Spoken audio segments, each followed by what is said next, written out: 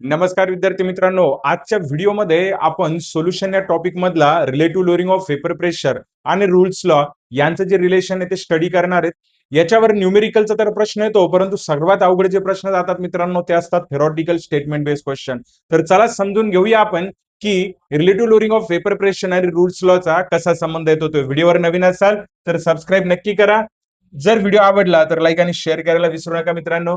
चला बघूया आपण वेपर प्रेशर कन्सेप्ट काय असतो हे अगोदर आपल्याला समजून घ्यायचं आहे मित्रांनो, की वेपर प्रेशर म्हणजे नेमकं काय असतं. ठीक आहे, चला तर वेपर प्रेशर काय असतं माहितीये का? The pressure exerted by the pressure exerted by vapors of liquid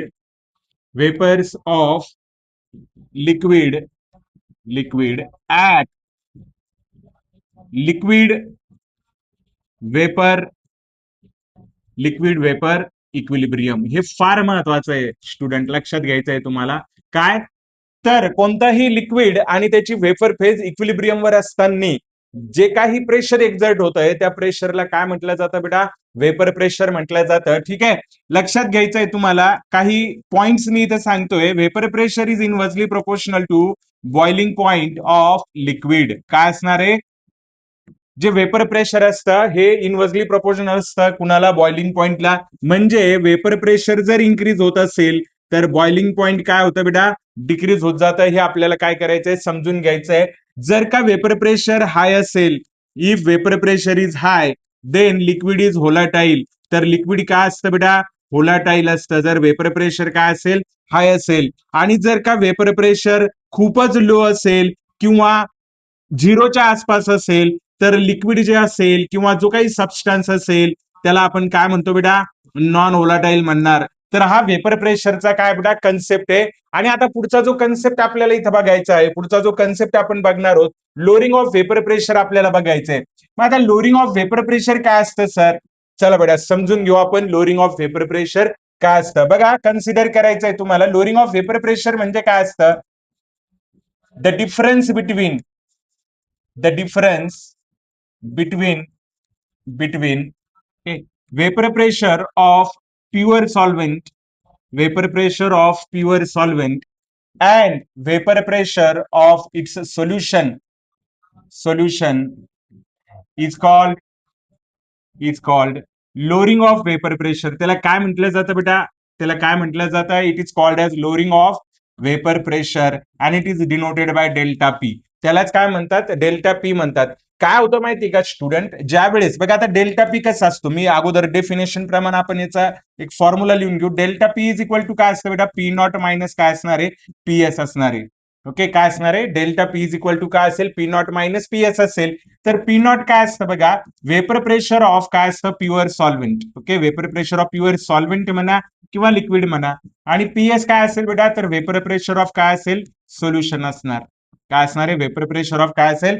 solution असेल. आणि ह्या दोघांमधला जो डिफरन्स असेल त्याला आपण लोअरिंग ऑफ काय म्हणतो? वेपर प्रेशर म्हणतो. पण नेमकं हे होतं का? म्हणजे नेमकं हे कशामुळे होतं? तर ते एकदा आपण काय करू समजून घेऊ. बघा, आपण काय करतो माहितीये का? Wien and impurity. आता बघा, इम्प्युरिटी म्हणजे काय? इम्प्युरिटी म्हणजे काय? तर इम्प्युरिटी म्हणजे solute. Okay, is added to pure solvent. Is added to pure solvent. ज्यावेळेस आपण काय करतो त्याला प्युअर सॉल्व्हेंट मध्ये ऍड करतो. Okay, vapour pressure of solvent decreases. Vapour pressure of solvent okay decreases. त्याचं वेपर प्रेशर काय होतं बेटा? डिक्रीजेस होतं. And this decrease in the vapour pressure is called as lowering of vapour pressure. त्यालाच काय म्हटलं जातं? लोअरिंग ऑफ वेपर प्रेशर म्हटलं जातं. त्याला फॉर्म्युल्यामध्ये आपण कन्वर्ट केलंय. Delta P is equal to P not upon P not minus PS आपण घेतलेलं आहे. जिथं डेल्टा पी म्हणजेच काय? तर lowering of vapour pressure. P not म्हणजे काय असणार आहे? तर vapour pressure of pure solvent. आणि पीएस म्हणजे काय असेल? Vapour pressure of solution. आणि आता याच्यावर रूल्स लॉ आपल्याला काय सांगतो? तर त्याच्या अगोदर आपल्याला काय करायचंय? Relative lowering of vapour pressure समजून घ्यायचंय. ठीक आहे, याला शॉर्टली ना मी काय म्हणतो बेटा? बघा, आरएलव्हीपी. काय म्हणतो? RLVP, relative lowering of vapour pressure. काय असतं बेटा relative lowering of vapour pressure? चला समजून घेऊया. Relative lowering of vapour pressure काय असतं? the ratio of lowering of vapor pressure. काय? the ratio of lowering of vapor pressure okay and vapor pressure of the pure solvent vapor pressure of the pure solvent, okay, is called relative lowering of vapor pressure. काय असणार आहे? The ratio of lowering. Okay, ratio काढायचा आहे आपल्याला. काय असतं RLVP? काय असणार आहे RLVP? Relative lowering of vapour pressure काय असणार आहे? So it is the ratio of lowering of vapour pressure. Lowering of vapour pressure काय बेटा? Delta P to the vapour pressure of pure solvent. बरोबर आहे की नाही? याला मी असंही लिहू शकतो, P not minus P S upon काय घेऊ शकतो बेटा? P not. So this is the formula of RLVP. RLVP म्हणजे काय असतं बेटा? Relative lowering of vapour pressure. काय असतं? Relative lowering of vapour pressure. आणि आता या रिलेटिव्ह लोअरिंग ऑफ वेपर प्रेशरचा ऍज अ कोलिगेटिव्ह प्रॉपर्टी म्हणून आपल्याला यूज करायचा आहे. तर त्यासाठी रोल्स लॉचा यूज करणं आपल्याला फार गरजेचं आहे. तर आपल्याला आता जो मेन पॉईंट समजून घ्यायचा आहे रॉल्स लॉ. हा रॉल्स लॉ समजल्यानंतर ना स्टुडंट पुढच्या लेक्चरमध्ये आपण आयडियल नॉन आयडियल सोल्युशन पण बघणार आहोत. ठीक आहे. आणि त्यानंतर रॉल्स लॉ वरचे काही न्यूमेरिकल सुद्धा आपल्याला काय करायचे? स्टडी करायचे. मग आपण ऍज अ कोलिगेटिव्ह प्रॉपर्टी म्हणून पण करणार आहोत आणि relative lowering of vapour pressure जे आपण शिकतोय किंवा लोअरिंग ऑफ वेपर प्रेशर असेल, आयडियल सोल्युशनचं वेपर प्रेशर असेल, त्याचे न्यूमेरिकल आपण काय करणार आहोत? सॉल्व्ह करणार आहोत. म्हणजे जे काही आयडियल रॉल्स लॉ वरचे प्रॉब्लेम आहेत ते तुमचे काय होऊन जातील? क्लिअर होऊन जातील. त्यासाठी चॅनलला सबस्क्राईब करायचंय आणि बेल आयकॉन दाबून ठेवायचं म्हणजे तुम्हाला नोटिफिकेशन मिळत राहतील. ठीक आहे. चला बघूया आपण. आपल्याला समजून घ्यायचंय बेटा रॉल्स लॉ. काय समजून घ्यायचंय? रॉल्स लॉ समजून घ्यायचा आहे. बघा मी आता रॉल्स लॉ इथे एक्सप्लेन करत असताना ना पहिले काय कन्सिडर करतो माहितीये का? When okay both components of binary solution are volatile. मी काय करतोय ना, ओके, मी काय करतोय की असं कन्सिडर करतोय की बायनरी सोल्युशनचे दोन्ही कंपोनेंट काय असणार आहेत? व्होलाटाईल असणार आहेत. आता बघा बायनरी सोल्युशन म्हणजे काय? What is mean by binary solution? Having two components. ज्याच्यामध्ये किती कंपोनेंट असतात? दोनच कंपोनेंट असतात. किती कंपोनेंट असतात? दोन. आता मी बायनरी सोल्युशन घेतलंय तर मी काय करतोय याच्यामध्ये ए काय म्हणून घेतोय? सॉल्व्हेंट म्हणून घेतोय आणि बी काय म्हणून घेतोय बेटा? सोल्यूट म्हणून काय करतोय? याला कन्सिडर करतोय. बरोबर की रे? आणि याच्यासाठी मला काय करायचंय ना? रूल्स लॉ स्टडी करायचा आहे. तर मी रूल्स लॉचे काय करणार आहे बेटा? इथं दोन स्टेटमेंट काय करणार आहोत? आपण स्टडी करणार आहोत. तर रॉल्स लॉचे दोन स्टेटमेंट कोणकोणते आहेत? ओके, ते आपण बघूया. चलिए फर्स्ट स्टेटमेंट आता आपण बघू काय सांगतो रॉल्स लॉ. बघा, दी total pressure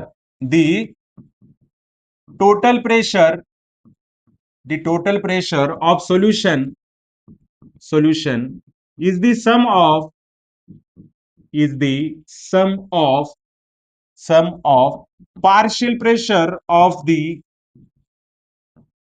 components of solution. बघा हे पहिलं स्टेटमेंट आहे त्याचं.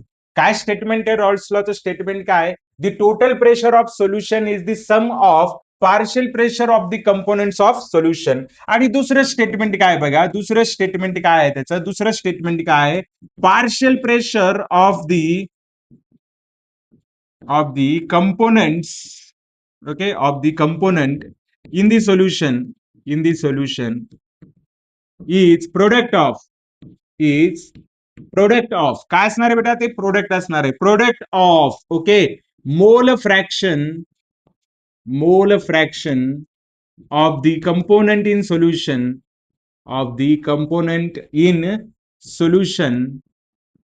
and vapor pressure of pure component. हे दोन लॉ आपल्याला काय करायचे? समजून घ्यायचे. रॉल्स लॉ काय सांगतो आपल्याला?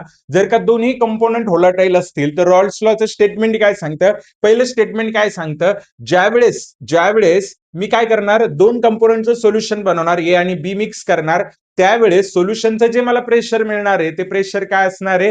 तर दोन्ही कंपोनेंटच्या पार्शियल प्रेशरची काय असणार आहे? सम असणार आहे. लक्षात घ्या स्टुडंट, पार्शियल प्रेशर हे सोल्युशन मध्ये असतं, कॉन्ट्रीब्युटिंग प्रेशर असतं. ज्यावेळेस हे कंपोनेंट इंडिव्हिज्युअल असतात त्यावेळेस ते वेपर प्रेशर असतं. पण ज्यावेळेस मी त्याला मिक्स करतो, दोन्ही कंपोनेंटला मी मिक्स करतो, त्यावेळेस सोल्युशनचं जे टोटल वेपर प्रेशर असतं त्याच्यामध्ये दोघांचं कॉन्ट्रीब्युटिंग जे प्रेशर असतं त्याला आपण पार्शियल प्रेशर म्हणतो. आणि रूल्स लॉ त्या बाबतीतच आपल्याला हे सांगतोय की सोल्युशनचं जे टोटल वेपर प्रेशर असेल ते दोन्ही कंपोनेंटच्या, मग आपण जितकं बनवलं, आपण बायनरी घेतलंय, दोन्ही कंपोनेंटच्या पार्शियल प्रेशरची काय असणार आहे, सम असणार आहे. मग आता पार्शियल प्रेशर कसं काढायचं सर आम्ही, तर पार्शियल प्रेशर साठी पण त्यांनी आपल्याला लॉ दिलेला आहे, त्याच्यासाठी सुद्धा स्टेटमेंट दिलेलं आहे. तो काय म्हणतो की त्या सोल्युशन मध्ये जे काही कॉन्ट्रीब्युटिंग प्रेशर असेल, म्हणजे कंपोनंटचं पार्शियल प्रेशर असेल, तो प्रोडक्ट असणार आहे. तो काय असणार आहे, प्रोडक्ट. प्रोडक्ट म्हणजे काय, गुणाकार असणार आहे. कुणाकुणाचा गुणाकार असणार आहे, तर it is the product of mole fraction of the component in solution.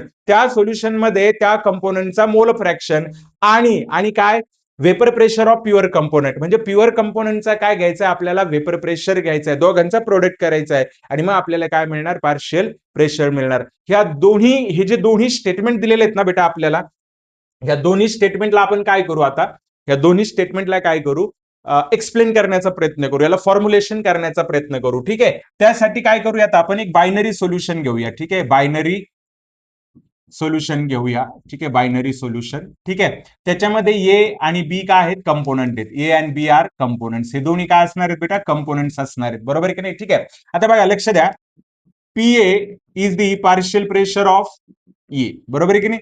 PB मी घेतोय, काय घेतोय, पार्शियल प्रेशर ऑफ काय घेतोय, बी घेतोय. बरोबर की नाही. ठीक आहे, एक्सए काय घेतोय मी, मोल फ्रॅक्शन. काय घेतोय मी, मोल फ्रॅक्शन ऑफ काय घेतोय ए.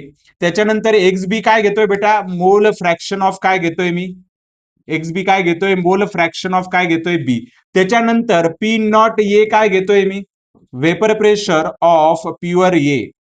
बरोबर की नाही. आणि पी नॉट बी काय घेतोय बेटा मी, वेपर प्रेशर ऑफ काय घेतोय, प्युअर काय घेतोय, बी घेतोय. आणि फायनली आपण पीएच घेऊया.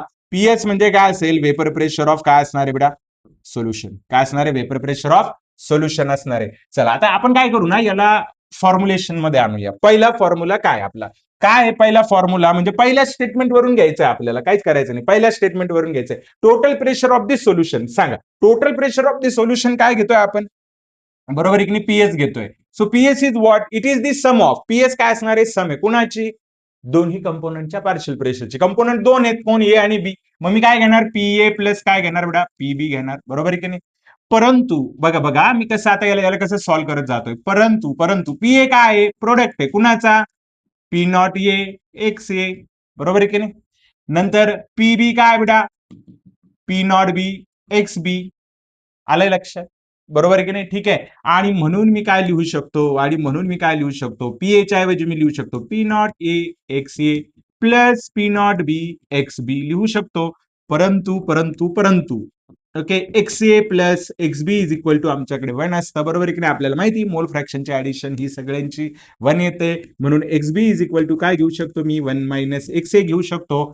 चला ना, व्हॅल्यू पुटअप करूयात आपण. पीएस इज इक्वल टू काय येणार, P nought A X A. बरोबर की नाही, plus P nought B 1 minus X A असंही मी लिहू शकतो. आणि म्हणून पीएस इज इक्वल टू काय येणार, P nought A X A. बरोबर की नाही, प्लस पी नॉट बी मायनस पी नॉट बी आणि काय येणार, एक्स ए.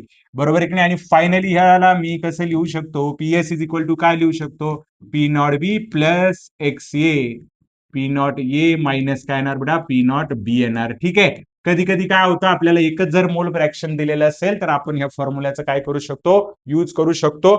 हा फॉर्म्युला आपल्याला यूज करायचा आहे ज्या वेळेस दोन्ही कंपोनंट काय असतील, व्होलाटाईल असतील. दोन्ही काय असतील, व्होलाटाईल. आता लगेच आपल्याला काय करायचं आहे ना, लगेच आपल्याला काय करायचं बेटा, ठीक आहे, रॉल्स लॉ तर आपल्याला स्टडी करायचा आहेच. रॉल्स लॉ आपल्याला स्टडी करायचा आहेच, पण कुणासाठी स्टडी करायचा आहे, for solution containing, for solution containing non volatile solute. कोणता, नॉन व्होलाटाईल सोल्यूट. काय असणार बेटा, नॉन व्होलाटाईल सोल्यूट असणार आहे. बरोबर की नाही. बघा, नॉन व्होलाटाईल जर सोल्यूट असेल तर पी नॉट बी काय असणार बेटा, 0 असणार. हे आपल्याला काय करायचंय, लक्षात ठेवायचंय. चला आपण 1 बाय 1 याला काय करू ना, सॉल्व्ह करू. ठीक आहे, 1 बाय 1 सॉल्व्ह करत जाऊ, याला टप्प्याटप्प्यानं सॉल्व्ह करत जाऊ. चलो, आता नॉन व्होलाटाईल सोल्यूट आहे म्हटल्यानंतर पीएस इज इक्वल टू काय येणार बेटा, पीएस इज इक्वल टू काय दिलेलं होतं आपल्याला, पी नॉट बी. आता लिहिलं ना आपण, प्लस एक्स ए आणि काय येणार, पी नॉट ए मायनस काय येणार, पी नॉट बी. पण पी नॉट बी तर आपलं 0 आहे, म्हणजे पीएस इज इक्वल टू काय येणार, 0 प्लस पी नॉट ए आणि काय येणार, एक्स ए. म्हणजेच काय आलंय बेटा, पीएस इज इक्वल टू काय आलंय, पी नॉट ए एक्स ए. काय आलं, पी नॉट ए एक्स ए. आता पी नॉट ए आपल्याला काय दिलेलं आहे सांगा. बघा, नॉन व्होलाटाईल जर सोल्यूट असेल तर वेपर प्रेशर 0 असतं. मी अगोदर पण सांगितलंय तुम्हाला, बरोबर आहे की नाही. पी नॉट ए काय बेटा, vapour pressure of solvent, vapour pressure of solvent. म्हणून मग मी काय करू शकतो, पी नॉट ए ला काय लिहू शकतो बेटा, पी नॉट पण लिहू शकतो. काय लिहू शकतो, पी नॉट. आणि म्हणून इथं मी काय लिहू शकतो बघा, P S is equal to P not आणि काय घेऊ शकतो, एक्सए घेऊ शकतो की नाही. चालेल. आता पुढे जायचं आहे आपल्याला, भरपूर काही एक्सप्लेन करायचं बेटा, भरपूर काही एक्सप्लेन करायचं आहे. आता बघा, आरएल व्हीपी काय असतं, काय असतं RL VP. RL VP is delta P upon P not is equal to P not minus काय असतं बेटा, पीएस अपॉन काय असतं, पी नॉट. आता मला सांगा, पीएस ची व्हॅल्यू आपली काय आलेली आहे, पीएस ची व्हॅल्यू काय आलेली आहे, पी नॉट आणि x A divided by P not. काय कॉमन येणार बेटा इथं, पी नॉट कॉमन येणार, 1 मायनस काय येणार, एक्स ए अपॉन काय येणार, पी नॉट. हे काय झालं बेटा, कॅन्सल झालं. 1 मायनस काय आलं, X A which is equal to X B. आठवतंय का तुम्हाला, आठवतंय का इथं लिहिलेलं आपण काय, X B is equal to काय असतं, 1 मायनस एक्स ए, बरोबर आहे की नाही. ठीक आहे, म्हणजेच काय येणार, delta P upon P not is equal to काय आलं, एक्स बी आलं. आणि म्हणून बेटा मला एक स्टेटमेंट बनवावं असं वाटतं इथं, रॉल्स लॉचं एक स्टेटमेंट मला बनवायचं आहे.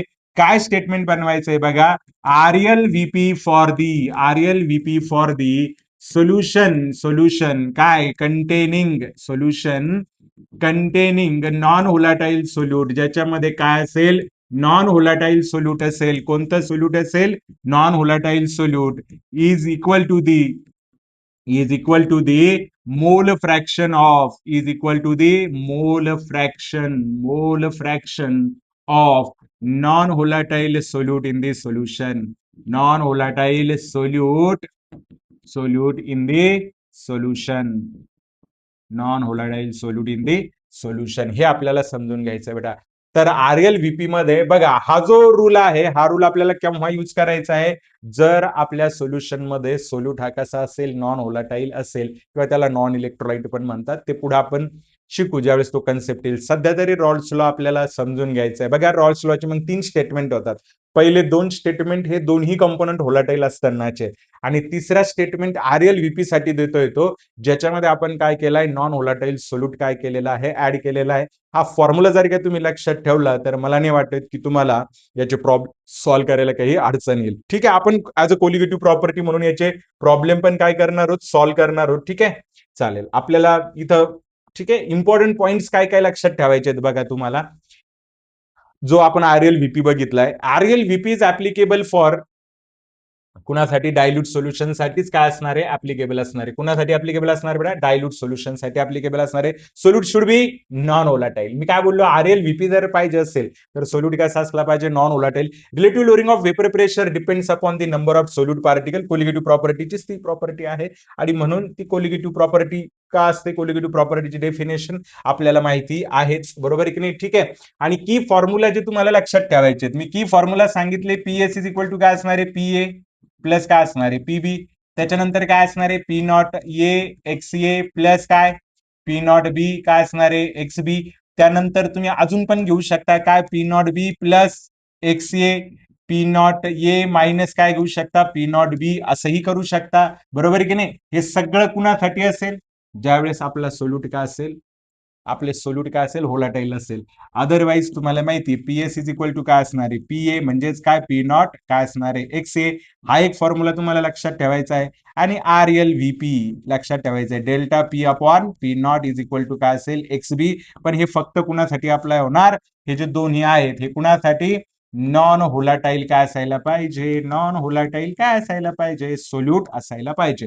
होप स्टुडंट तुम्हाला हे कळालं असेल. आरएल व्हीपी तुमचा याच्यामुळे क्लिअर होऊन जाईल. अशाच व्हिडिओसाठी तुम्हाला आरएस केमिस्ट्री सोल्युशनला सबस्क्राईब करायचंय. पूर्ण केमिस्ट्री आपण मराठीतून शिकणार आहोत. सीईटी आणि बोर्डसाठी आपण परफेक्ट तयारी करून घेणार आहोत या चॅनेलवर. आणि सर्वात महत्वाचं, लवकरच पी ब्लॉक इलेमेंटचा लाईव्ह सेशन मी घेणार आहे. इनऑर्गॅनिकचे तिन्ही टॉपिकचं मी लाईव्ह सेशन घेणार आहे, पी ब्लॉक, डी आणि एफ ब्लॉक, आणि त्याच्यानंतर कोऑर्डिनेशन कंपाऊंड. त्याचं अपडेशन मी लवकरच चॅनेलवर सुद्धा देणार आहे, आणि आपल्या इन्स्टा आयडीवर, फेसबुक आयडीवर सुद्धा दिल्या जाईल. ठीक आहे, त्यामुळे चॅनलला सबस्क्राईब करा, इन्स्टा आयडीची लिंक बघा, फॉलो करा. भेटूया नेक्स्ट व्हिडिओमध्ये. Bye bye.